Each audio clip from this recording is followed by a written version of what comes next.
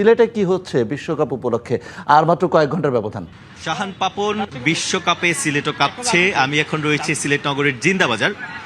জিন্দাবাজারে London mention, যেখানে আসলে বলা হয় সিলেট দ্বিতীয় লন্ডন। সেই দ্বিতীয় লন্ডনের লন্ডন মেনশনে প্রচুর পরিমাণ স্পোর্টসের শপ রয়েছে এবং সেখানে এখন একটি মাত্র কারণে ফ্যানদের আনাগোনা, সেটি হচ্ছে তার প্রিয় দলের জার্সি কেনার জন্য। আমরা দেখতে পাচ্ছি এখানে বেশ কয়েকজন ফ্যান রয়েছেন এবং বেশ যে সবগুলো আপনি দেখছেন সবকটাতেই আসলে আমরা দেখেছি প্রচুর পরিমাণে ফ্যানরা আসছেন। এখন শুরু হয়েছে দিনের শুরু, সারা দিন একদম সন্ধ্যে পর্যন্ত ফ্যানরা জার্সি কিনবেন এবং আসলে প্রিয় দলের নিয়ে কেবলমাত্র জার্সি কেনা নয়, এখান থেকে জার্সি কিনে নিয়ে তারা প্রীতি ম্যাচ খেলেন, বিভিন্ন জায়গায় ছবি পোস্ট করেন এবং বিভিন্ন ধরনের মিছিল মিটিং হয়।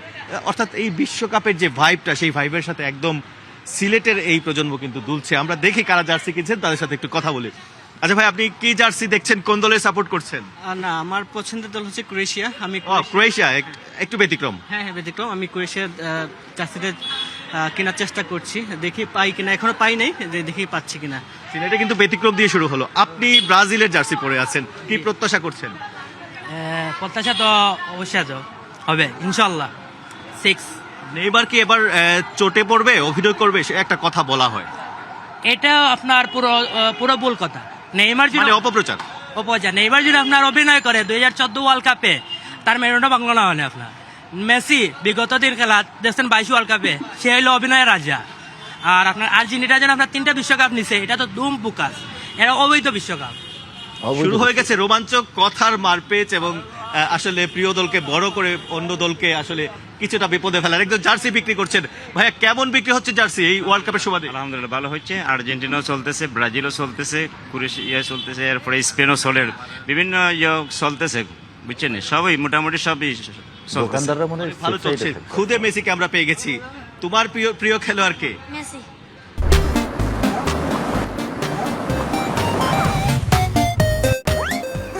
মেসি এবার কি জিতবে?